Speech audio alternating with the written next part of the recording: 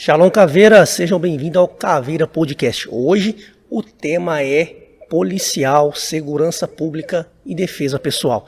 Hoje você vai saber, será que se eu der um tiro de 45 no peito de alguém, esse cara com certeza vai parar? Quantos tiros eu posso dar para configurar a legítima defesa? 1, 2, você sabe? Hoje o assunto aí sobre EDC, o que você deve carregar no seu dia a dia para a defesa pessoal. Muitos assuntos que talvez gerem alguma polêmica aí, porque tem muitos apaixonados. Milton, meu amigo, meu instrutor de tiro. Prazer. Obrigado pela presença, Milton. O Milton, além de policial, ele é instrutor de tiro e responsável pela empresa Alfa Bravo Combat. Milton, fala pra galera aí, pra galera te conhecer um pouco melhor, o que é Alfa Bravo Combat? Então, a Alfa Bravo Combat é uma empresa de treinamento pessoal, né? Treinamento pessoal focado na arma de fogo. Principalmente a gente trabalha com porte velado. Então é a situação que a pessoa está sozinho, com pessoas não treinadas. E o foco do nosso curso é principalmente para pessoas, agentes de segurança pública e o CAC, que é o atirador esportivo, que hoje ele pode fazer o porte de trânsito, né, se deslocar do local de treinamento ou de competição com a arma no porte velado, né, com a arma municiada e carregada para fazer a defesa do seu acervo. Então o nosso público é esse, a gente trabalha a defesa pessoal com arma de fogo. Então o pessoal que está em casa aí, que é policial, que é CAC, ou o pessoal que simplesmente tem uma arma até mesmo registrada aí pela Polícia Federal, pelo Sinarmo, sim, esse assunto é para eles hoje, né? Hoje o assunto é para eles. A gente vai aí acabar com alguns mitos, ou pelo menos despertar o interesse a pessoa pegar um livro e estudar sobre esses mitos. Tá preparado para criar alguns inimigos? Estou preparado. A gente brinca, tá preparado para criar alguns inimigos, porque a gente sabe que nesse mundo que envolve arma de fogo, defesa pessoal no geral, existem aqueles mitos. O Milton brinca nos cursos dele dizendo que existem algumas vacas sagradas que ninguém quer matar essas vacas, né? Exatamente, o pessoal tem uma paixão ainda por algumas técnicas, né? E a gente tem um problema no Brasil de protocolos também, né? Alguns protocolos eles ficam embutidos nas instituições ou mesmo nas escolas de tiro e as pessoas têm uma dificuldade em renovar esses protocolos. Mas a gente também tem muita coisa boa, tem muito livro atual, tem muita informação, muita coisa nova, mesmo na internet, que já demonstra que esses mitos eles já são realmente mitos, não existe mais. Né? Que a gente pode já trabalhar com coisas novas e melhorar a performance do operador de arma de fogo, só mudando essa parte mental. Eu sou suspeito para falar, né? Sou amigo do Milton, sou aluno do Milton. O Milton treina o Krav Maga com a gente também. Mas algo assim especial que eu quero que vocês entendam e tirem desse podcast é que o treinamento que a Alfa Bravo Combat passa é um treinamento para sua sobrevivência. Milton, explica para a galera qual a diferença principal de um treinamento de combate velado, defesa residencial, do que os policiais, por exemplo, têm no seu dia a dia. Sim, então, eu senti na pele nessa diferença por eu ser policial e eu passei pelo treinamento policial também e ainda faço o treinamento policial, não faço crítica alguma ao treinamento policial, porque é um treinamento muito bom voltado para a nossa prática policial.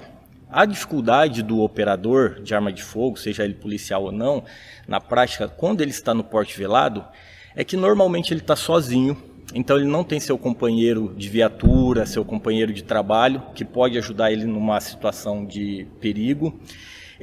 Provavelmente ele está com pessoas não treinadas, filho, esposa, avó, mãe, então essas pessoas também normalmente não têm um conhecimento sobre arma de fogo. Eu brinco assim, é ele menos um, ele menos três, né? Isso, exatamente. É ele menos algumas pessoas. Então isso pode atrapalhar bastante. Então eu costumo dizer para o policial, se você acha seu trabalho perigoso, né, quem porta arma de fogo, você acha perigoso o seu trabalho na hora de cumprir uma busca, fazer alguma coisa relacionada à atividade policial, entenda que na parte do combate velado, se você estiver sozinho ou você estiver com a sua família, é muito mais difícil. Porque você está sozinho, com o equipamento que você está carregando, com o seu EDC, apenas isso, e você ainda não tem apoio de outras pessoas. Eu ainda tenho a sorte da minha esposa ser policial, ela treina bastante, a gente treina junto, então eu quase sempre tenho uma companheira. Eu quase sempre tenho um apoio, né? A gente tem treinamento em APH, ela sabe passar um torniquete, sabe fazer um selo de tórax, sabe tudo, eu também sei. Então a gente tem o apoio, mas poucos policiais têm essa sorte. E muitos ainda têm a questão do deixa disso. Às vezes ele precisa sacar a arma para alguém vai lá e mete a mão, não, deixa disso. Esse 1 segundo que ele pediu, que ele perdeu, pode ser a diferença entre a vida e a morte. Então o combate velado ele tem que ser um treinamento completo. Ele tem que ser um trabalho completo, mental, de habilidades, ele tem que ter um conhecimento prévio em artes marciais, né? Eu chamo de atividades secundárias. Então é muito importante o atirador, além da prática do tiro, ele ter atividades secundárias. Eu sempre dou, sem querer puxar a sardinha, mas eu sempre dou o exemplo do Krav Maga ou qualquer outra arte marcial, porque é uma prática que te leva a um trabalho mental muito grande e ela é muito relacionada à defesa pessoal. Então a gente sempre tem que ter essas outras práticas, porque o operador ele tem que ser completo.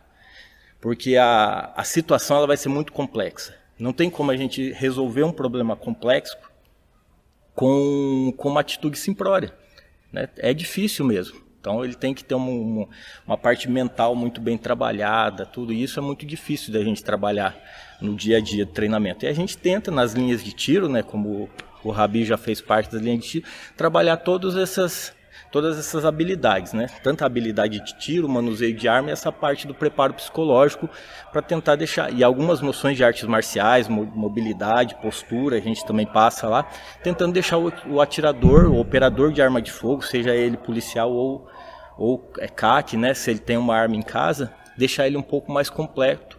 Ou pelo menos ele abrir a mente que ele precisa se complementar. Eu acho que nesse governo que nós temos atual, mudou um pouco a mentalidade da população em relação à arma de fogo, né? Eu lembro pelo Sinarme, por exemplo, que a pessoa não poderia tirar sua arma para treinamento. Hoje isso já é possível pelo Sinarme.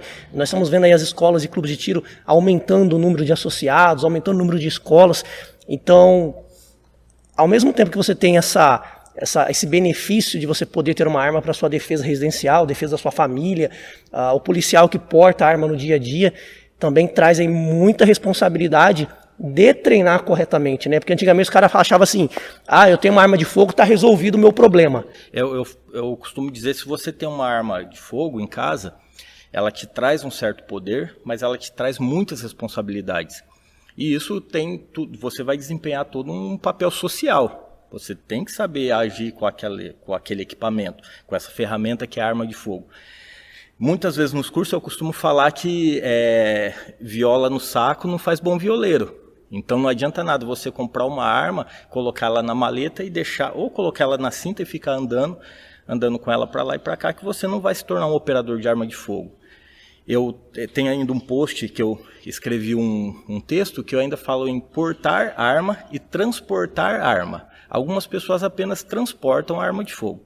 Ele coloca na cintura, ele não sabe, não treina um saque, não desenvolve essa habilidade, não treina com roupas diferentes, então está negligenciando muitas coisas. E eu falo que portar arma de fogo é você estar realmente pronto, você treinar mesmo. Milton, mas eu não tenho tempo, como que eu faço isso? Cara, o treinamento, metade, o Rabi já fez no nosso curso, entre 50% a 60% do curso é a seco, é para desenvolver, é para o cara não ter mais essa desculpa.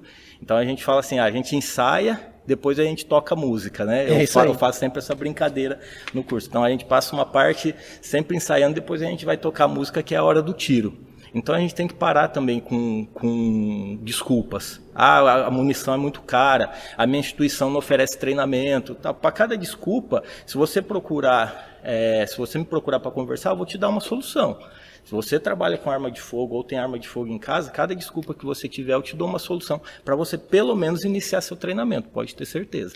E pessoal, não é incomum, eu diria que infelizmente até a regra, né? Muitos policiais, às vezes o cara tem aquela experiência do curso de formação e nunca mais, passa anos sem fazer nenhuma outra especialização, mas não só a especialização para ser operacional, operação para a sua defesa pessoal, quando ele está em casa, quando ele está de folga, porque a gente sabe que o maior número de policiais morrem na folga, como você disse, está sozinho, está com a família, não está com os melhores equipamentos, às vezes nem equipamento sequer está, está anos sem treinar, sem colete, não testa a sua arma, ou o cara que comprou a arma pelo Sinarme, colocou a arma lá em cima do guarda-roupa, faz 5 anos que esse cara atirou lá para poder a autorização, nunca mais atirou.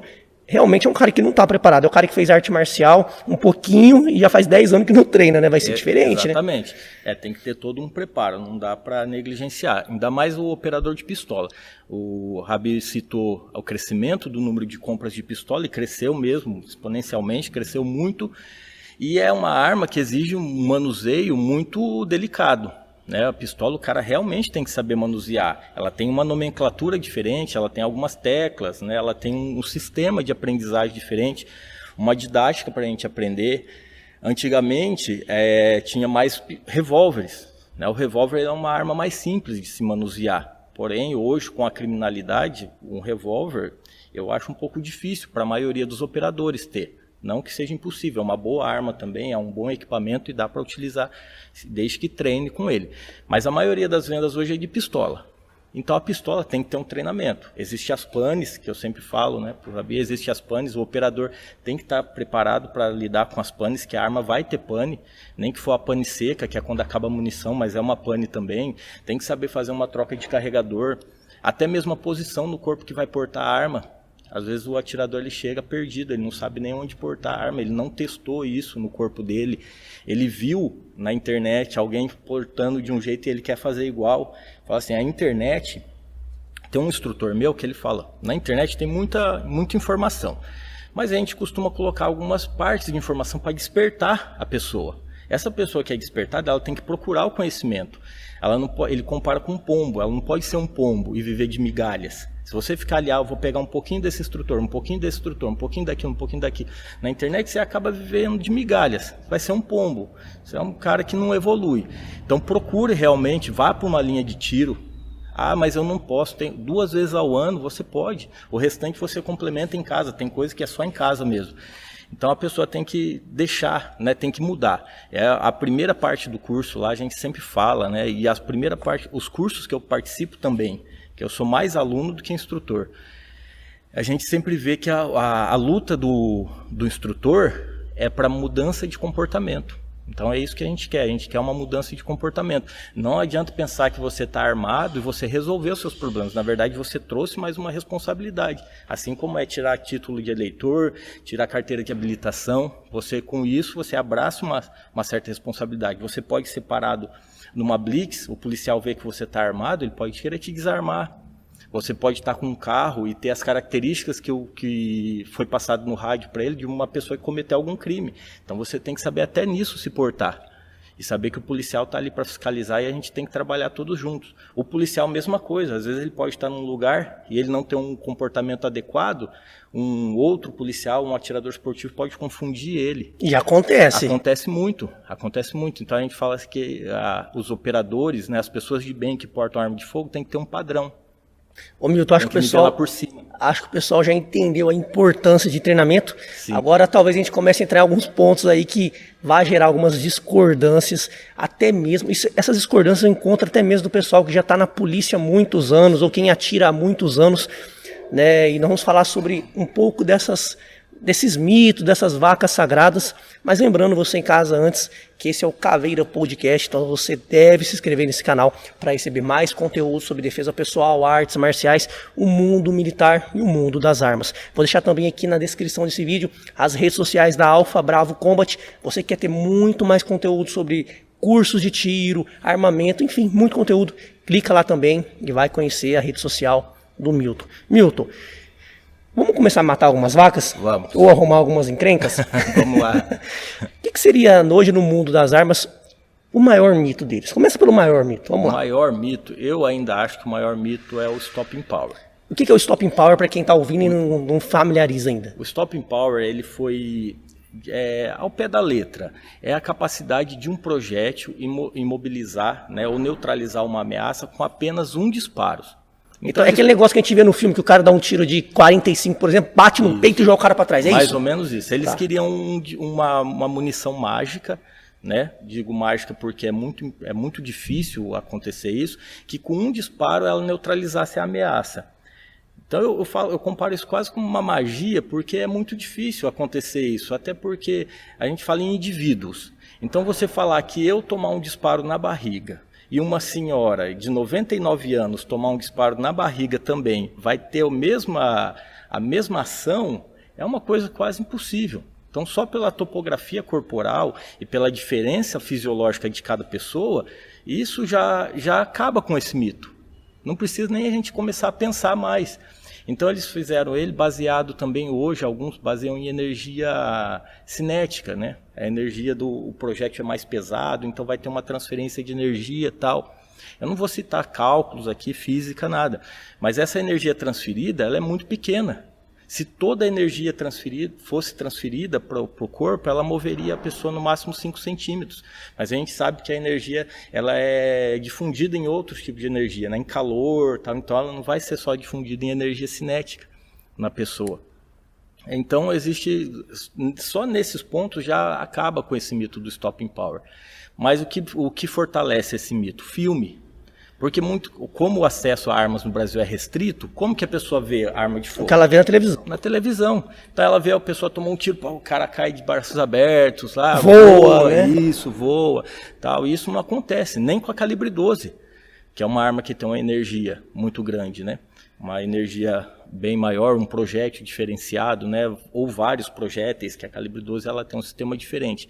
Então quando a gente fala principalmente de armas curtas, essa questão da energia ou velocidade, ela é irrelevante, porque são armas de baixa velocidade, ela tem um cano muito pequeno para a gente se falar em velocidade. Aí se a gente for falar de armas longas, fuzis e tal, aí é outra história, é outro podcast. É outro podcast, mas não é a realidade de quem é policial está ali operando Sim. com a arma velada para sua segurança. A defesa pessoal é uma arma de porte que vai ser uma pistola. Milton, mas por que, na sua opinião, que até hoje, então, quando eu converso com alguns policiais muito apaixonados, os caras falam, não, existe sim o stop power, porque o número até de profissionais da área ainda acreditam tão assim, cegamente no stop power. Por quê? Primeiramente porque a gente tem um problema de protocolos nas instituições. Os protocolos que a gente estuda e aprende são muito antigos ainda. Então tem esse problema de renovação. Outro problema é o próprio operador buscar outras fontes, ou negacionismo mesmo. Falar, não, eu aprendi assim e eu prefiro assim. Ou mesmo vídeos reais. A pessoa vê o cara tomando um tiro e ele desabando na hora. Ele fala lá, stop power existe. Mas a gente sabe que existe parte de desmonte mecânico, então o disparo pode ter levado a isso. A parte psicológica, o marginal tomou um disparo, eu tomei um tiro, eu vou desabar aqui porque senão eu vou morrer. Exatamente, senão eu vou morrer, eu vou tomar mais, vai vir mais. Então a gente sabe que hoje a principal forma de neutralização ainda é a neutralização psicológica. Né, no geral, o cara tomou um tiro e falou, eu vou cair aqui porque senão eu vou tomar mais. Você tem o pessoal em casa que quiser não só acreditar no que nós estamos falando, mas quiser pesquisar um pouco sobre stop power, tem algum livro de referência que eles consigam encontrar? Vídeos. Pessoas autores que falam sobre o assunto? Tem vários vídeos, vários livros, eu tenho todo o embasamento teórico. Se alguém quiser, pode entrar em contato comigo via direct, lá no meu Instagram, que eu passo toda a bibliografia, livros nacionais, artigos nacionais, tudo em português, tranquilo.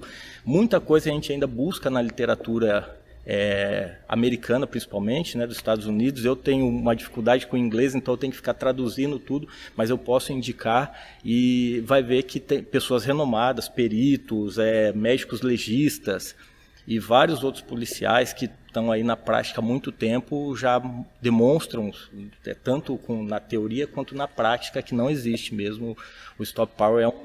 Então, pessoal, como estamos falando aqui, é baseado em ciência, em evidência. Exatamente. Então, como o Milton disse, você que quer ter mais aprofundamento sobre esse assunto, às vezes umas referências bibliográficas, acessa o Instagram do Milton, Alpha Bravo Combat, o link está aqui na descrição e você pode conversar com ele e vai te encaminhar todas as informações. Começamos a falar já está ficando longo e falamos apenas do primeiro mito, né? Ô, Milton, um segundo mito aí que você acredita que o pessoal ainda tem no mundo das armas. Um mito muito grande, que é também relacionado só à arma de fogo, vamos falar, é o double tap. Que seria? O double tap é se você der 2 disparos rápidos numa região próxima do corpo da pessoa. Eles acreditam que a cavidade temporária é um evento que acontece quando o disparo atinge a pessoa, há um deslocamento dos órgãos. Então eles acreditam que você dando 2 disparos em locais próximos, no mesmo local, esse deslocamento vai se ampliar e vai ter uma lesão maior. Isso é o double tap. Eu aprendi isso quando eu entrei no mundo das armas há 14 anos atrás, né, que eu tive acesso à minha arma. Stop Power, Double Tap, Moçambique Drill, era o auge, era o que a gente era ensinado. Sim, então o double tap, ele é possível, poderia até ser, mas humanamente ele é impossível falando de armas curtas ainda, só queria ressaltar isso. Porque a pessoa, se for fazer o double tap, para a gente conseguir somar essa cavidade temporária, né, que o que importa na verdade é a cavidade permanente, mas se quiser, para somar essa cavidade temporária, o operador tinha que dar em torno de 36 disparos por segundo. Impossível. Uma pistola, uma arma curta é impossível. Hoje um operador mediano consegue 4 disparos por segundo. Um muito bem treinado, com uma aptidão fisiológica, né, biológica mais rápida, que alguns atiradores a gente vê que ele rápido, ele consegue evoluir, dar disparos bem rápido em torno de 6 por segundo. Eu acredito que nenhuma pistola automática que é proibida no Brasil, em regra, né? Acho que nenhuma pistola automática não dispara isso. Não. Você tem conhecimento de alguma arma que dispara nessa quantidade? Eu desconheço. Não conheço. E mesmo se a gente for falar de armas longas, aí funciona diferente. Como ela é uma arma de alta velocidade, né? A gente falava de alta energia, hoje a gente fala de alta velocidade, ela tem um mecanismo diferente. Então a gente tem que começar tudo de novo. É um outro podcast. Isso, é outro podcast. Na parte da pistola não existe, então não teria como mesmo você conseguir essa quantidade de disparos. Então também não há o que se falar, existe na teoria, mas na prática ele não funciona. Não vai funcionar o double tap, então não adianta ainda continuar. Tá. Às vezes a gente vê na linha de tiro o instrutor falar 2 disparos, ele não está falando nem sempre do double tap. É que a gente tem outro problema aqui no Brasil que é munição. Então, às vezes, o instrutor ele coloca 2 disparos, por quê? Para ver se o atirador consegue dar 2 disparos no local próximo, que isso é importante, sim. O agrupamento. Agrupamento, isso é importante, sim, se tratando de habilidade de tiro, é muito importante. Mas ele não quer dizer que ele está ensinando o double tap. Ele está ensinando porque a gente tem esse problema de munição. Infelizmente, nos cursos a gente ainda tem que falar, dá 2 disparos, dá 3 disparos. A gente não pode deixar o aluno atirar à vontade, porque senão ele levaria muito o custo de treinamento e se tornaria inviável. Eu acho que algumas pessoas já ficaram de nariz torcido. Falamos aí de... O Stop Power, eu também concordo com você, acho que é o maior mito. Né? Até hoje, quando eu vou falar sobre armas... O pessoal fala do Stop Power. O Stop Power, eu falo, cara, não existe Stop Power. Estuda tal assunto em tal lugar. Não existe, que eu ouvi falar quando eu me entrei na polícia e eu já vi um vídeo do cara... Existem livros, artigos sobre isso. E mesmo que existisse um pouquinho dessa transferência de energia, ela não é relevante para neutralização da ameaça. Ah, Milton, mas é diferente um disparo de 380 e um de 45. O projétil da 45 é bem maior. Tá, pode ter até uma diferença na transferência de energia, mas essa não é isso que vai neutralizar a ameaça. Entendeu? Então não adianta você basear nessa parte de transferência de energia, porque não é isso que neutraliza. Então um disparo de 380 no coração, ele vai neutralizar a ameaça muito mais rápido do que um de 45 Essa é uma parte que nós vamos entrar daqui a pouco falando sobre balística terminal. Qual o melhor calibre para se defender e, se necessário, matar uma pessoa? Será que sempre um 45 vai ser melhor do que uma 22, uma 380? Também acho que vai criar muita polêmica, porque tem os apaixonados por calibre. Pessoal, lembrando que esse é o Caveira Podcast. Já deixa seu comentário aí se você está gostando e sobre qual assunto você quer ver aqui no canal. E aí, você ainda acredita em Double Tap, Stop Power? Se você acredita, deixa nos comentários a justificativa que a gente vai estudar junto com você. Agora a pergunta que eu vou fazer para o Milton é, Milton, estou vendo aí, né, com o novo governo foram liberados alguns calibres que antes eram restritos, como a 9mm .40, eu estou vendo uma migração muito grande das pessoas para esses calibres 9mm .40, 45, quer dizer que se eu tiver uma 380 e o cara tiver uma .40, uma 45, já era, tô morto. Não. Eu costumo brincar ainda com os alunos que agora 380 não mata mais, né? Porque o pessoal todos estão trocando de arma. Não tem nada a ver. Como a gente disse antes, Double Tap, o Stop Power, esses são mitos. E isso a gente entra no assunto de balística, principalmente a questão de balística terminal. O que é importante, a principal importância quando no confronto armado é a localização do disparo. A localização e a penetração que esse disparo vai atingir. Então a gente tem que ter uma penetração que atinge grandes vasos, que atinja órgãos importantes. Isso quando a gente fala não estou falando para ninguém matar ninguém, estou falando quando a gente legítima defesa. De legítima defesa, de neutralização da ameaça. Então isso que é o mais importante, a gente buscar bons disparos e que essa munição que a gente disparou, ela tenha um bom comportamento. Esse bom comportamento, ela tem uma penetração considerável. E o tamanho da lesão também é importante. Mas o tamanho da lesão, ele depende muito da penetração. Se tiver uma lesão grande, rasa, não pegar grandes órgãos, não vai ter validade nenhuma. Então, quando a gente vai falar de armas, a 380, qual que é a diferença? Se ela tiver uma boa penetração e o cara acertar um bom disparo, ela vai funcionar igual a 9mm ou igual a .40. A .40 também, que hoje ela está se tornando a vilã, é a mesma coisa. Se você acertar numa região boa, né, o disparo bem localizado e a munição levar uma penetração considerável, tranquilo. O que acontece muito hoje? A nossa munição ponta oca, que é muito utilizada e criou... É um mito até, né? Fala-se muito, né? Dundum, munição Dundum, né? Tudo aquela história criou. Tal. A munição ponta oca, ela tem um problema que ela se fragmenta. Se ela se fragmenta, ela perde massa. Se ela perde massa, ela perde profundidade. Então ela não vai atingir grandes vasos. Isso que acontece muitas vezes. Então é uma munição que não vai ter um bom comportamento. Então eu sempre falo para os alunos, na dúvida, use munição ogival. Use a munição ogival, as pontas mais pesadas um pouco. Isso em qualquer calibre, principalmente no 380, que no 380 ele não vai ter energia suficiente para fazer uma boa penetração com a munição ponta oca. Então você fala aí que sua recomendação para quem tem uma 380 é evitar a ponta expansiva, né? Isso, evitar a ponta expansiva, a munição expansiva, né? Que hoje a gente conhece, o pessoal fala ponta oca, evite. Mas, agora liberou 9mm, minha 380 não serve mais para minha defesa. Não, esquece isso, a sua 380 continua. A habilidade do operador, eu falo até o gosto. O cara fala para mim, eu quero comprar uma .40, eu sempre pergunto, né? Por quê? Ele fala, cara, é uma arma que eu gosto, eu me sinto confortável, eu quero atirar de .40. Eu falo, cara, então compre, porque o gosto também é importante, o gosto do operador. Eu gosto, eu sempre quis uma .45, né, que é uma arma realmente muitos atiradores querem a 45. É um disparo gostoso de efetuar, é uma arma boa de treinar e tal. Então eu falo, cara, vai pelo seu gosto, isso também é importante. Mas quando a gente fala, Milton, né, te cortando um pouquinho aqui, quando a gente fala não em atirador, não o CAC ali, o esportista dando um tiro no alvo de papel, fazendo pontuação, eu digo na situação de legítima defesa, a gente sabe o quanto é difícil acertar uma outra pessoa atirando de volta, né, aquela adrenalina, você perde o movimento motor fino, diminui visão de túnel, toda aquela dificuldade que a gente sabe que tem, um calibre tão, vamos brincar assim, agressivo, né, violento quanto o 45 versus uma 380 aí que o pessoal chama de calibre raquítico, né? Você acha, é o calibre raquítico. Fala que não mata nem gato.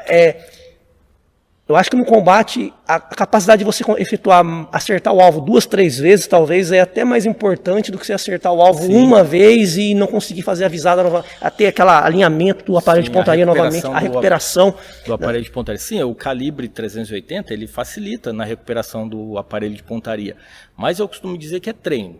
Se você tem uma 380 e nunca treina e o cara tem uma 45, ele vai conseguir. Então é treino, né, é a capacidade do operador.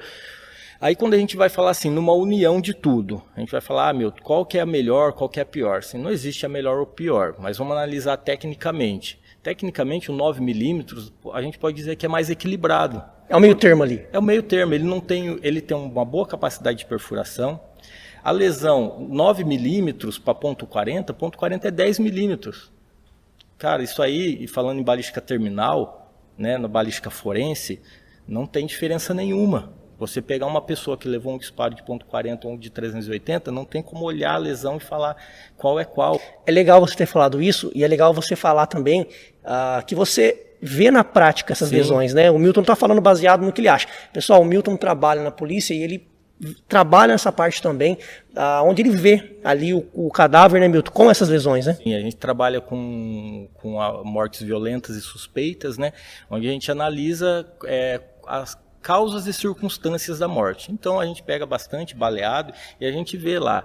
E Cara, Fala assim, Nilton, que tiro foi esse aí? Foi de 380 ou de 9mm? Ponto 40? É difícil. Se a gente acha cápsula no local, aí é mais fácil. Agora, se não tem cápsula, é praticamente impossível, visto só pela lesão. O projétil também, ele amassa, ele se deforma na maioria das vezes, né? Ou ele pode transfixar e a gente não conseguir recuperar ele ali no corpo. Então também é uma dificuldade. Então a lesão ela não tem diferença. Eu digo assim, a 9mm ela é mais equilibrada, é uma arma que ela vai ter um recuo mais fácil de controlar. Recuo mais fácil de controlar significa que você consegue dar mais disparos e acertar esses disparos. Ela é uma arma que, por ter essa explosão menor, essa balística interna um pouco menos agressiva do que a .40, ela vai ter menos manutenção. Então é uma arma, digamos assim, seria um calibre, né? Seria um calibre que ele é mais equilibrado. Mas a gente não pode falar fazer um duelo entre o operador de 380 e um operador com 9mm e falar que qual vai ganhar simplesmente pelo calibre. Tem muitas outras coisas que interferem no sucesso, né, no combate armado, que vai muito além da arma e muito além do calibre também. Porque, como eu disse, a munição também é muito importante. Do que a gente tem estudado, né, Milton, a gente tem visto que o maior problema não tem sido o calibre, tem sido a qualidade da munição. Munição muitas vezes velha, mal acondicionada, a má qualidade da munição, da própria fabricação, dependendo de onde vem essa munição. Tem muita coisa, né? O porte de arma em si, hoje mesmo eu estou portando minha arma, tá calor, aqui em Prudente faz muito calor, então eu tento trocar minha munição de porte a cada 2 meses. Porque aqui a gente transpira muito. Minha arma eu limpo ela na semana, no final de semana ela já está começando a enferrujar. Porque eu porto mesmo minha arma o tempo todo.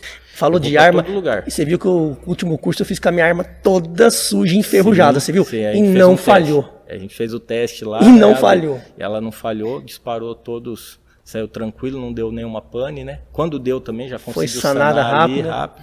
Você contou uma história nesse final de semana que eu achei muito interessante, o pessoal entender a importância da qualidade da munição. Às vezes o pessoal não, eu quero comprar essa pistola de 12 mil reais, eu quero esse calibre, que é o calibre mais foda, vou atravessar 3 caras com essa pistola aqui, e não sei o quê. E aí o cara esquece da qualidade da munição ou acondiciona de qualquer jeito. Você contou uma história dos policiais que atiraram num carro. Sim, eu tive fazendo um curso e teve alguns colegas PMs que estavam lá e eles passaram por um confronto.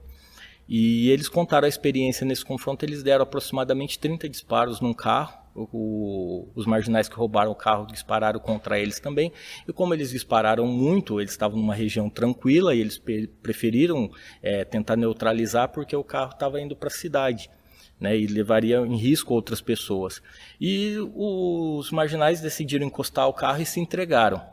Aí quando desceram, para surpresa deles, nenhum marginal tinha sido baleado e para uma surpresa maior ainda, quando foi feita a perícia no local de crime, nenhum disparo tinha atravessado a parte de plástico do carro. Não passou o plástico do carro? Não, eles só atingiram a lata, fizeram um buraco na lata e não conseguiram passar. Aí os bandidos, né, os marginais no chão, ainda comentaram que acharam que tinham roubado um carro blindado.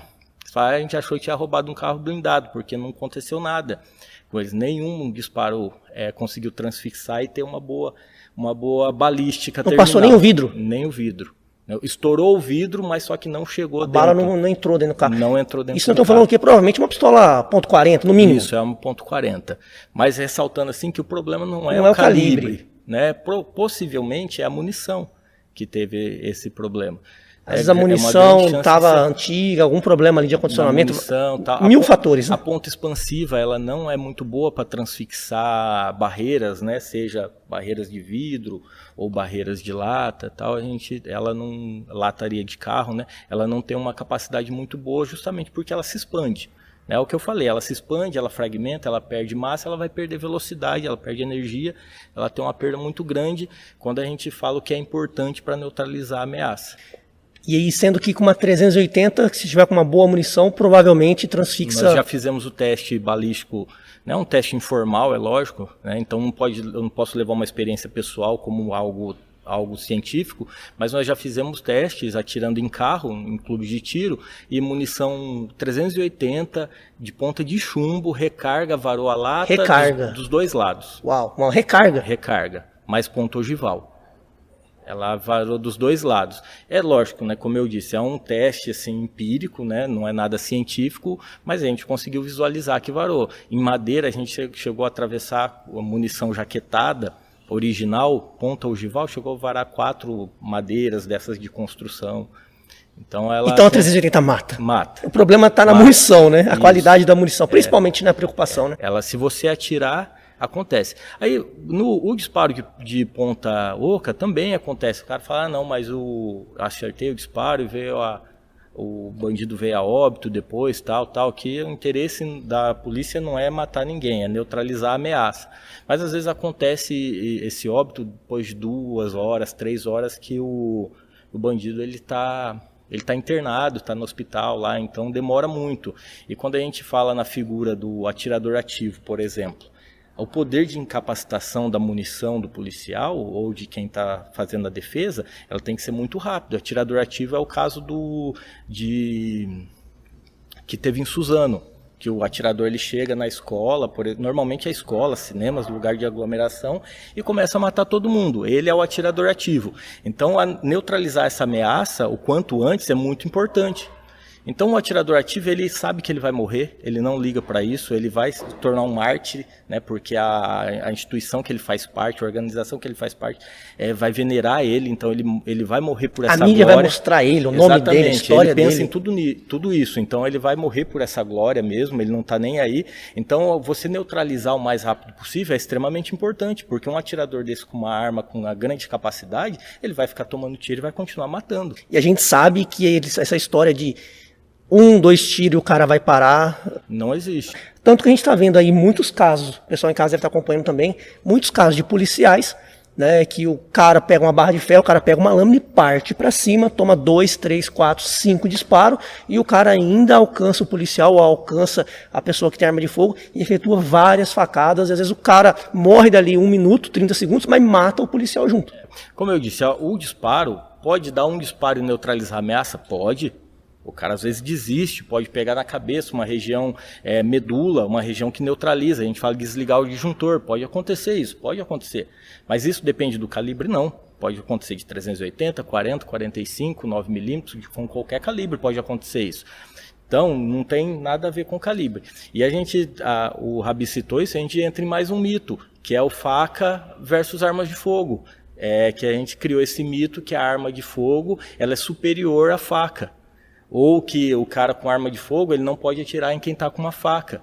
E o que está acontecendo? Pessoas estão morrendo por causa desse mito. Policiais trabalhando estão morrendo por esse mito. Porque ele tem medo de atirar e passar por um processo de julgamento da sociedade, ou um julgamento propriamente do sistema, e perder a farda. Porque eu sempre falo isso nos cursos também. O cidadão de bem, ele pensa em muitas coisas quando ele vai se defender. Por incrível que pareça, muitos pensam até no bandido. Sim. Eu vou matar esse cara aqui. Putz, será que eu mato? Eu vou atirar nesse cara. Muitos não querem fazer isso, né? Eu falo, a nossa criação é diferente do que de um marginal, né? O marginal ele é criado num sistema que ele tem um pensamento totalmente diferente. Ele fugiu de tudo que a maioria das pessoas acredita. Ele enxerga diferente a religião, a educação, a família, tudo dele é distorcido perante a maioria da sociedade. Então lidar com uma pessoa dessa é muito difícil.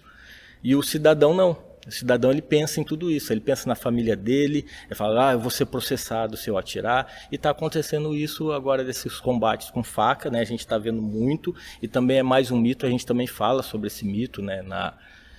Nos cursos, principalmente na questão de deslocamento, né, para você não se ficar muito próximo. Daí tem a teoria de Tuller, que a gente aprende nas escolas policiais, né, que até 7 metros de distância você está numa distância segura.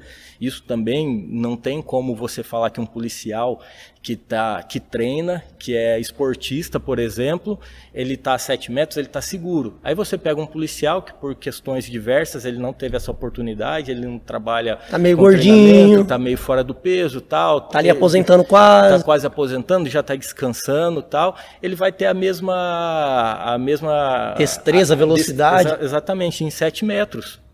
Não vai ter. Então, tudo isso não tem como padronizar indivíduo, eu sempre falo isso. A gente trabalha com protocolos muito padronizados. Eu acho assim, o protocolo é bom?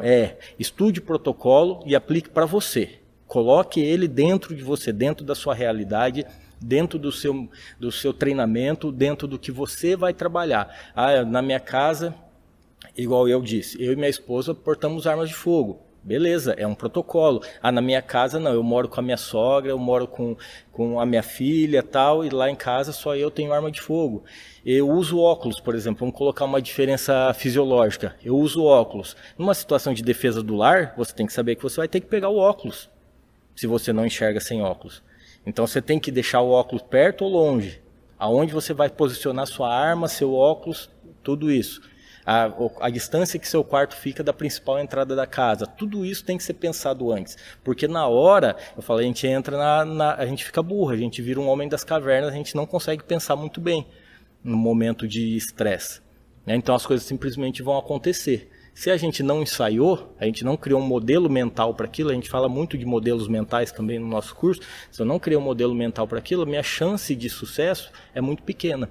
A gente vê isso na praia, a gente que estuda sobre segurança, sobre defesa pessoal, a gente vê isso quase que todos os dias, né? O cidadão, o policial, o cidadão que tem uma arma, ele saca a arma, ele pensa, vou ser preso, vão tomar minha arma, vou responder sindicância, estudei pro concurso, minha família, vou acertar... É o sonho da minha vida. É o sonho da minha vida, eu vou acertar alguém, e o criminoso só pensa em puxar o gatilho. E esse delay de fazer essa escolha, normalmente o cidadão toma pior. Sim, normalmente toma pior. Então o policial ele tem que estar muito bem treinado, né? A gente fala isso principalmente policial, qualquer cidadão que porte arma de fogo ou que tenha uma arma para defesa do lar. A gente tem que pensar em superioridade relativa.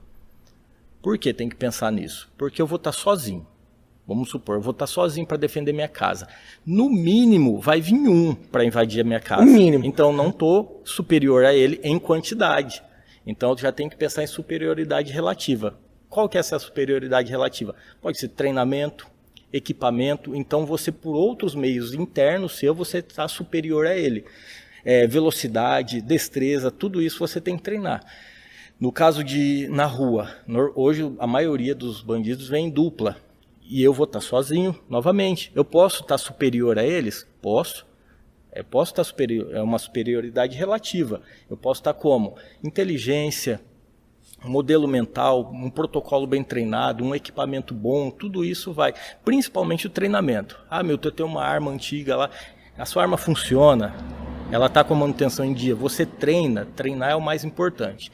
Daí eu falo depois lá na frente você tem que aceitar que o equipamento ele pode limitar a sua performance. Se você vai fazer defesa do seu lar e as luzes do quintal estão toda apagada, você precisa fazer uma varredura, se você não tiver uma lanterna, você não consegue fazer. Ou até no caso, né, o cara que tem um revólver lá, 5 tiros, por exemplo. 5 tiros mata? Provavelmente sim, se acertar no lugar que deve ser acertado, ter todos os dados. Mas e aí o cara que vem 2 caras numa moto e a gente sabe que o combate veicular é tiro pra caramba. Muito tiro. O combate armado ele tem 3 principais características. Ele é surpreendente, então ele acontece de surpresa. Ele é agressivo, ele é violento e ele é rápido. Então pouco tempo acontece muita coisa. Essas são as 3 principais características. Aí eu costumo falar também, qual que é para você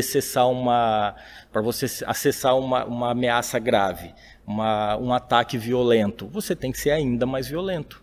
Então, para acessar uma força letal, você tem que ser ainda mais letal que aquela força. Mas letal é ser só agressivo? Não, é ter uma agressividade, sim. Não tem como a pessoa ser inofensiva. Tá tomando tiro, você tem que ser tão agressivo quanto. Tem que ser agressivo também, mas também tem que ter um trabalho mental muito grande. E treinar a mente é de graça. É só tempo. E talvez o mais negligenciado, né? Talvez o mais negligenciado. A gente está observando uma certa mudança, né, de comportamento de alguns. Eu não sei se é porque as pessoas que eu convivo também, que as pessoas que eu convivo treinam. Não sei se é por isso também. A gente acaba enxergando ali que está muito na nossa realidade. E isso também é uma coisa muito boa, né, porque às vezes a gente está ali numas 5 policiais que treinam, chega um policial que não treina tanto, a gente consegue contaminar ele, e ele contamina outro, ele contamina outro. Nos primeiros cursos meus, não tinha praticamente quase nenhum colega. No meu último curso, que foi aberto à segurança pública, né, e o Rabi fez também, eu já tinha praticamente 6 colegas da Polícia Civil que são daqui da região, né, que são da nossa região. Então tá tendo essa contaminação. Que essa legal. contaminação boa também acontece. Igual tem a maçã podre, né? Também tem essa contaminação boa que está acontecendo, porque a pessoa começa a enxergar. Tem um livro que o autor cita uma passagem de um artigo de William McHaven, o autor do artigo em inglês. E ele fala que muitas operações especiais, muitas operações policiais de sucesso, elas tiveram um grande sucesso com equipes sem nenhuma experiência ou com pouca experiência em combate. Essa experiência foi adquirida em treinamento. Então eu sempre falo para o pessoal, mas eu trabalho no serviço interno, eu sou do administrativo. Cara, treinando você também está adquirindo experiência e você pode chegar lá, você pode ter um sucesso, uma possível reação. Porque se você está portando uma arma, um dia pode acontecer. E até dentro de casa, na defesa residencial, só o simples fato de você saber como você se posiciona, como você se abriga, Sim. como você dispara. A questão do óculos, que eu sei que é uma coisa simples, né? Que a pessoa às vezes já não vai pensa. fazer a diferença talvez de vida ou morte. Exatamente. Da sua mulher ser estuprada ou não, do seu filho ser morto ou não. Sim, esse autor mesmo, ele é um autor muito renomado e ele estudou muito, ele estudou vários casos, né, ele fala sobre operações especiais, ele fala muito sobre isso, ele estudou muitas operações especiais que aconteceram e observou isso. E por que a gente não pode trazer isso? Por que a gente não pode ser um bom operador? O ser tático, ser operacional, não é exclusivo de forças de segurança. Você falou de um estudo, e um estudo que você sempre cita, que eu acho fantástico, é quando você cita, o cara fala assim, mas eu tenho que treinar demais, tal. O importante é treinar certo, né? E quando você compara as comparações, né, que você traz no curso, mostrando de profissionais altamente treinados versus um cara pouco treinado, qual é o resultado? Né? Falando em defesa pessoal, é que a diferença de um cara muito treinado para um cara pouco treinado num combate que, em regra, acontece em curta distância, não estamos falando de um cara que está invadindo um morro, né, subindo um morro. Sim. O cidadão comum, o policial na sua folga, ele vai encontrar um combate da onde ele vai ser a porção do... 3,4 metros, 3,6 metros aproximadamente, é a média de distância. E aí curta. E aí aquele treino que ele fez lá de combate velado, que é bem diferente da corporação... Sim. É o que vai salvar a vida dele. Vai fazer diferença. Então, tem essa característica também, né? Os combates são em curta distância. Então, a curta distância, você pegar aí um usuário de droga que mal sabe aonde ele está, ele aponta a arma e acerta também. Então, a gente também tem que ter ferramentas, né? Uma das ferramentas muito importantes que a gente usa é a velocidade, você tem que ser mais rápido, e o deslocamento, hoje conhecido como saia do X. A gente fala muito em saia do X. Então, se você se movimentou, já fica um pouco mais difícil, mas também fica um pouco mais difícil para treinar. Eu vou entrar numa pergunta, didática para isso. Eu vou entrar numa pergunta aqui que muita gente tem dúvida, quantos tiros eu posso dar no agressor para que configure legítima defesa? Eu posso dar um tiro, posso dar 2, quantos tiros afinal num cara que está armado, com uma faca, o cara que está desarmado, posso atirar num cara desarmado? Não posso, tenho certeza que em casa você também tem essa dúvida. Antes, eu quero presentear o Milton aí com a nossa camiseta do Krav Maga Caveira, esse modelo eu acho que ele não tem. Não tem ainda. A camiseta aqui da nossa escola, do Krav Maga Caveira. E você em casa que quiser acessar também a nossa loja online, você pode ter a nossa camiseta. O link está aqui na descrição desse vídeo da nossa loja online do Krav Maga Caveira. Vamos lá, Milton. Afinal, o cara saca uma faca, vem para cima de mim com um pedaço de pau, enfim, o agressor parte para cima. Quantos tiros eu posso dar para configurar a legítima defesa? Eu sei que tem muita gente que fala, não, vou dar só um tiro porque se eu der mais vai dar excesso, eu vou ser preso, eu vou ser condenado. Afinal, Milton, o que pode ser feito? Então, quando a gente fala de legítima defesa, a gente não fala em quantidade de disparos, a gente não pode, não tem como padronizar isso, né? Até porque a letra da lei lá, ela fala, usar moderadamente dos meios necessários para conter injusta agressão atual ou iminente a direito seu ou de outrem. Então, a legítima defesa não é só sua, pode ser de outrem também, outra pessoa. Então, a legítima defesa de terceiros, a gente fala. Então, você pode fazer o uso dela. Não tem como padronizar, porque é a mesma questão que eu falei dos indivíduos. Não tem como você padronizar indivíduo, não tem como você padronizar uma agressão. Se a agressão não é padronizada, a sua contenção dessa agressão também não pode ser padronizada. Muitos, antigamente, né, hoje teve uma mudança no comportamento. Só do policial chegar armado, ele falava parado, polícia, e mostrava a arma, ou às vezes nem isso. Só de ver o policial, a ameaça já cessava. Hoje a gente está vendo o cara sozinho, ele lutar com 2, 3 policiais. Às vezes até tomar a arma Tentar do policial. tomar e tomar a arma. Exatamente, às vezes até com sucesso, né? A gente teve vários vídeos aí, hoje tudo é gravado, né? A gente consegue ver vários vídeos. Então não há o que se falar. O que tem que fazer é cessar a agressão injusta. E moderadamente. Como vai ser moderadamente? Cara, o que não dá para fazer, você teve que cessar uma agressão disparando na pessoa. A pessoa está lá no chão e tal. Cessou a agressão, porque o fato de estar no chão também não significa que cessou a agressão. Mas está no chão, soltou a arma, se rendeu. Você ir lá e dar mais um disparo... Na nuca? Aí é excesso, né? Aí você vai acabar pagando por esse crime.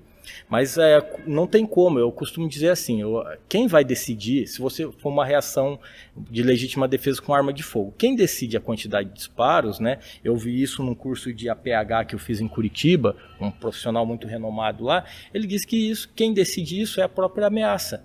Então ela decide, se você sacou sua arma parado, o cara jogou a faca ali no chão, deitou a mão na cabeça, tranquilo, você deu um disparo, o cara continuou vindo, deu 2, 3, 4 e ele continuou vindo, ele ainda é uma ameaça, não há o que se falar em quantidade de disparos. Então isso é mais um mito também da legítima defesa.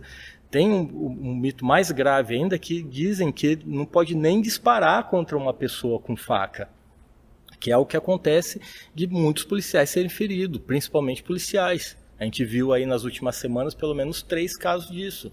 Teve em São Paulo uma policial feminina que tomou uma facada no pescoço. Uau. Não morreu porque ela caiu no momento que ela tomou a facada. Ela tropeçou e caiu e a facada não foi tão profunda. Então isso acontece muito. Então não há o que se falar. Cessou a agressão, beleza. Precisou disparar? A quantidade que precisar, que a ameaça decidiu. Se ele tiver no soco, cara, você está armado, uma pessoa no soco, se ele tiver um conhecimento de arte marcial, ou se ele tiver drogado, ele tiver muito alterado, ele vai te dar um soco, ele vai te derrubar no chão e vai tomar sua arma. Ainda mais se você não tiver uma técnica para proteger sua arma. Então, eu falo na arte marcial a mesma coisa aqui no CRAF. Você vai dar quanto soco precisar até o cara desistir. Exatamente. Até nocautear. Cessar a agressão é isso. A gente não fala em morte quando a gente fala em legítima defesa. A morte é uma consequência da defesa necessária. Se acontecer, né? A gente fala em cessar a agressão. Cessou a agressão, beleza. Eu acho que, infelizmente, tem muito policial, muito cidadão, muito CAC, muita gente honesta e morrendo, porque tem aquela mentalidade, se eu der 3 tiros, o juiz vai me condenar que eu ia agir por excesso. Eu dei um tiro. O que eu vejo, os vídeos, o Milton, que eu analiso, acontece muito assim. O cara saca a arma, o cara parte pra cima com uma arma de fogo, por exemplo. Aí o policial, o atirador, a pessoa que tá fazendo sua defesa, o cara dá 2 tiros e pra olhar. E aí o agressor continua correndo. Então o cara toma 1, 2 e o agressor nem sequer se mexe. O cara continua correndo do mesmo jeito. Esse delay do policial, da quem está se defendendo, dar o 3º ou 4º tiro, o cara já deu 1 passo, 2 passos e já encurtou a distância e está com a faca na garganta do cara. Então isso a gente já une, com esse exemplo do Rabi, dá pra gente unir muita coisa.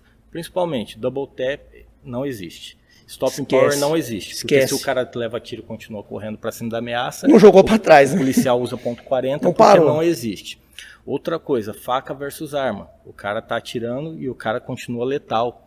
Continua vindo. E mais uma coisa que é a movimentação, saia do X. Então você disparou, você viu que não cessou a ameaça, você não consegue disparar mais, tem transeuntes, eu preciso deslocar, estou desconfortável para efetuar disparo, porque o disparo, o policial, ele tem uma função social também. O disparo dele, função social também não, ele tem uma função social muito grande, então o disparo dele tem que ter responsabilidade. Ele corre e se abriga. Eu consigo me abrigar, se abriga. O cara do lado de lá de um carro e eu do lado de cá já torna mais difícil, mesmo que o carro não seja 7 metros, mas já torna mais difícil a reação do cara. Outra coisa que a gente vê muito é pessoas se defendendo de indivíduos com faca, correr de costa. Vai cair. Sempre vai cair. Ou você vai cair ou vai perder, não tem como. Se a gente apostar uma corrida agora, por menos preparado que eu seja, e eu pegar um velocista, se ele correr de costa e eu correr de frente, eu vou ganhar. Porque não tem como, fisiologicamente não é feito, a gente não é feito para correr de costa. A gente consegue um pouco, mas não é nossa melhor performance. Então essa técnica também de andando para trás ter que correr de costa, isso também às vezes não funciona muito bem. Tá, eu preciso correr, vire de frente, corre da melhor forma possível, corra de verdade. E busca lá uma empunhadura simples, se for necessário para tirar para trás. Corra e se abrigue, pelo menos busque uma forma que você vai você vai desempenhar uma função melhor, que é correndo de frente. Esses mitos que nós falamos do stop power, do double tap, são, acho que, mitos que estão matando muita gente. Até mesmo quem vai julgar o cidadão, o policial, ainda tem esse mito na cabeça, né?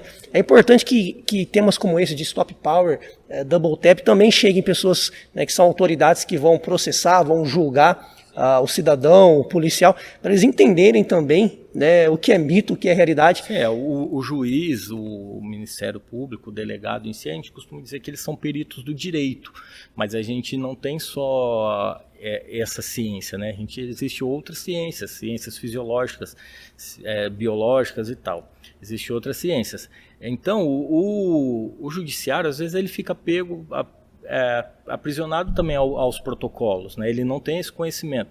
Mas para isso existem as testemunhas técnicas, você pode chamar, tem médicos que vão falar, vão peritos, especialistas em balística vão falar, e isso é plausível, está acontecendo muito. Então hoje falar assim que a pessoa foi condenada injustamente porque ele reagiu em legítima defesa é muito difícil.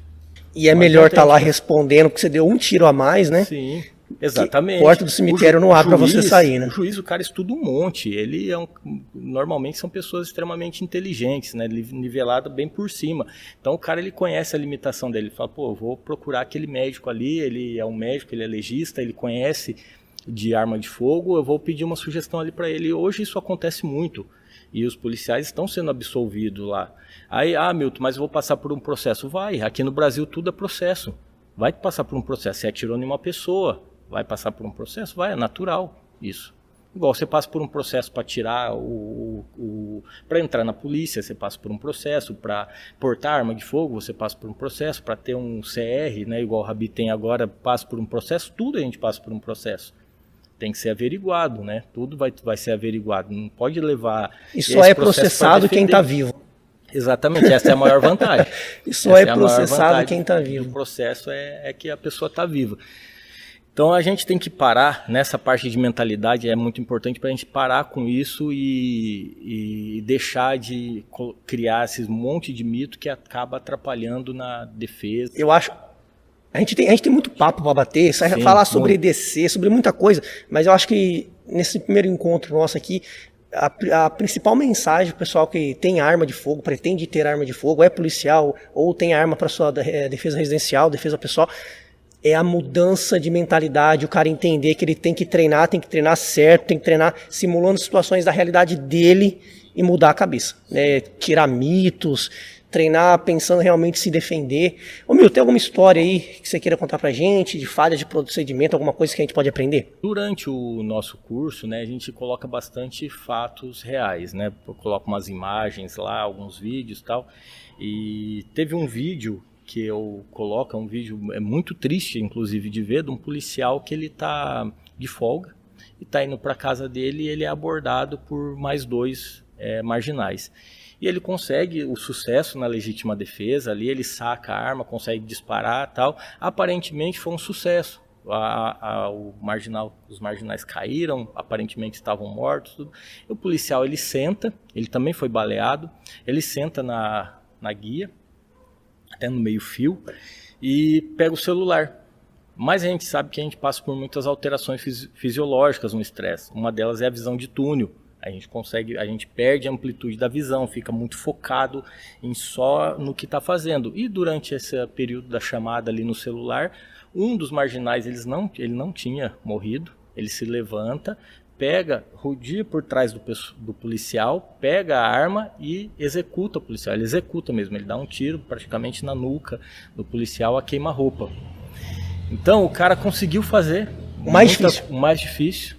Conseguiu fazer o mais difícil e a gente fica vendo o vídeo ali, dá uma agonia, a gente fica torcendo pro policial, olha. Você assiste sem ver, você torce para mudar o resultado. A gente torce a gente sabe o que vai acontecer, mas a gente fica torcendo. Então isso é falha do policial, nada, a gente não está aqui para criticar a ação policial nenhuma, mas eu acho que a gente tem que ver, assistir alguns vídeos mesmo e aprender. né, com o erro que aconteceu. Aprender, nesse caso, por exemplo, poderia ter feito uma leitura de ambiente, ter saído do local, ter certificado, né, você acompanhar mesmo, né, eu falo, você está lutando, a gente chama de protocolo pós-combate. Eu lutei, eu tenho que me certificar que realmente eu cessei a agressão. Se essa agressão, se tem comparsas, se eu fui baleado, se outra pessoa foi baleada, deixar a arma pronta para um próximo combate, né? A gente segue um protocolo bem completo em relação a isso. Então, uma pequena falha, né, a gente pode dizer, de protocolo, acaba custando a vida. Talvez, Milton, nem protocolo tinha, né? Porque o que eu vejo hoje, a área mais negligenciada na defesa pessoal corpo a corpo, na defesa pessoal armada, é ninguém pensar ou falar sobre o pós-combate. É muito difícil você encontrar. Eu postei um vídeo no canal Krav Maga Caveira falando sobre pós-combate. Você se envolve numa briga de rua, e aí? Acabou? Não. Eu falo, cara, seus problemas ainda estão começando, está na metade do combate ainda. Sim. Porque muita coisa pode acontecer. Né? E na defesa, principalmente armada, né, nesse caso que você contou, às vezes esse policial nunca foi treinado, nunca nem ouviu falar do pós-combate. Assim, a culpa, a gente nunca pode culpar a vítima. Nunca. Então o policial ele fez o que dava para fazer, ele agiu. Então, infelizmente a gente tem um crime que são pessoas ruins, são pessoas, né, que não pensam no próximo, e aconteceu isso. Então a gente nunca pode culpar o policial, nunca, né? A gente vê, às vezes eu vejo na aula, ou no bate-papo aí com atiradores, com policiais, o cara fala, putz, como que o cara não conseguiu destravar a arma, tal? Cara, é muito difícil, a gente nunca pode culpar quem é a pessoa de bem. A culpa é do agressor, do criminoso. A culpa é do criminoso sempre. A culpa vai ser do criminoso. A gente viu no último curso a situação, a gente colocou uma situação real lá, a gente faz no Force on Force, né, com o Airsoft. Então a gente cria uma situação e coloca o policial, a hora que a gente dá a arma, fala assim, ó, você nessa situação você vai ser o policial. A pessoa já treme na base, porque ele sabe que vai acontecer uma situação. Então ele já começa a ficar nervoso. E a gente cria uma situação, e aconteceu a gente colocou uma situação de um assalto, e o policial que estava com a arma de fogo, ele conseguiu sucesso, né? Ele conseguiu dissimular, sacou a arma, e o bandido ainda pediu para ficar todo mundo com a mão para cima, tal. Conseguiu sacar, disparar, neutralizou a ameaça, tudo. No momento de fazer a leitura do ambiente, ele já neutralizou essa ameaça e coldreou. Na simulação, ele tinha um comparsa com uma faca, que eu ainda nem coloquei arma, coloquei uma faca, porque o cara tinha que se aproximar, o comparsa se aproximou e deu uma facada no policial, né, porque teve uma pequena falha no protocolo, que foi coldrear a arma rápido demais. Mas ali no Force on Force, na simulação, a gente pode morrer. É que eu costumo falar assim, chegou no curso, aqui ninguém morre aqui é todo mundo que fica vivo. Quem treina são as pessoas que ficam vivas. Você é o que vai voltar vivo para casa, você não é o cara que morre. Então aconteceu essa situação lá, tenho certeza que gerou uma mensagem tão grande no cérebro desse policial. Nunca mais, mas não só do policial que participou. Todo mundo estava ali presente, porque todo mundo se identificou. Né? O cara tá ali e falou, putz, eu ia fazer a mesma coisa. Nossa, eu também tô... E o cara fala, eu não posso mais ter esse vício. E se tem um pouquinho de juízo, o cara treina mais umas 1000 vezes, não fazer, sim. Né? E é aquilo que a gente treina em todo o treinamento de combate velado, né? A gente faz os disparos, faz o cheque do ambiente, procurando novas ameaças. Tudo isso dentro de um contexto, que eu acho mais importante, né? Sempre gerar um contexto. Eu treino aqui arte marcial também com o Rabi, sempre a gente tenta criar um contexto. Quando você cria uma história, fica muito mais fácil de mentalizar. Então, ó, quem está ouvindo o podcast vai treinar em casa, cria um contexto. Não faça um treinamento, não seja um robô. Eu falo assim, às vezes você está aprendendo um movimento, você fazer esse movimento de forma robótica não tem problema, até você deixar ele fluido. Mas depois que você aprendeu, você ultrapassou essa fase, coloque dentro de um contexto. Saiba por que eu estou olhando para um lado, por que eu estou olhando para o outro, por que eu estou fazendo essa busca, eu estou quebrando minha visão de túnel, quais são os motivos? Eu vou perguntar aqui, eu vi um instrutor fazendo, vou perguntar para ele, eu vou fazer o curso desse instrutor. Então crie eu falo a historinha, crie a historinha do seu treinamento, porque aí sim seu cérebro vai conseguir identificar como uma experiência vivida, não só como um ensaio. A gente sabe que existem estudos estudos, referências bibliográficas que corroboram, né, o treinamento, você trabalhar mentalmente a situação. Essa do William McRaven mesmo, que eu acabei de citar, ele fala muito isso, né? Aqui no nosso livro Manual Caveira de Defesa Pessoal, que também está disponível na nossa loja online, em PDF ou livro físico, eu trago esse estudo que foi feito, onde as pessoas foram treinadas mentalmente e outras pessoas foram treinadas pegando na arma de fogo. E aí depois fizeram o teste, a diferença era absurdamente insignificante, né? Porque o nosso cérebro não tem a capacidade de a mente subconsciente, o que é realidade, o que é imaginação. Sim, o que é treino. O que é treino.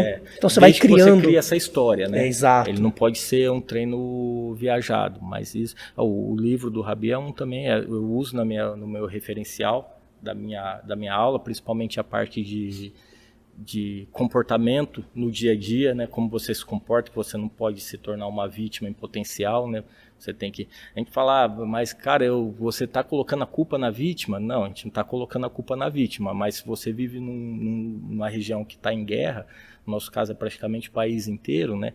É um país violento e tal, bastante violento, principalmente para algumas, igual mulheres, sofre mais com isso ainda. Você tem que mudar seu comportamento, ou infelizmente você vai ser o cara bom que vai se tornar uma vítima. Exatamente. É que as pessoas precisam entender que nós, né, que trabalhamos com defesa pessoal, armada, desarmada, a gente odeia ver o vagabundo levar vantagem e vencer o cidadão. A gente sempre tá ali torcendo pro cara de bem, né, que não aconteça nada, mas quando acontece a gente fica assim naquele vídeo. Não, tomara que o cara acerte um soco e acabe com esse vagabundo. Tomara que esse cara desarme esse vagabundo, tomara que esse vagabundo tome um tiro. A gente torce pro cidadão, é até né? muito enérgico, assim, parece até que a gente está culpando a vítima, mas não é isso. A gente quer levar ferramentas para que a vítima não se torne novamente a vítima. Vamos aprender com aquilo e não vamos se tornar mais vítima. Na linha de tiro eu aprendo muito isso. Acontece uma coisinha aqui, eu aprendo mais como aluno, por isso que eu falo, eu sempre sou mais aluno do que instrutor. Eu aprendo muito com o aluno. Muito mesmo, muito. E eu aprendo dando instrução e eu aprendo em casa também lendo. Eu falo para os alunos, né? Aqui eu sou um mensageiro, eu não invento nada. Eu estudo, testo algumas coisas, vejo o que eu acho prático para mim e para o meu objetivo e a gente faz. Daí a gente vê se vai dar certo. Normalmente dá certo, mas é tudo testado e tudo feito antes. Eu só sou um transmissor. Assim como o Rabi, a gente transmite para a pessoa. E ela decide, a gente não está inventando. Não. A gente leva lá um monte de ferramentas. Fala, nessa situação... estatisticamente tem mais chance assim. Exatamente. Para quem tem só o martelo, só vê prego na frente, né? Então vai martelar o parafuso, vai martelar tudo.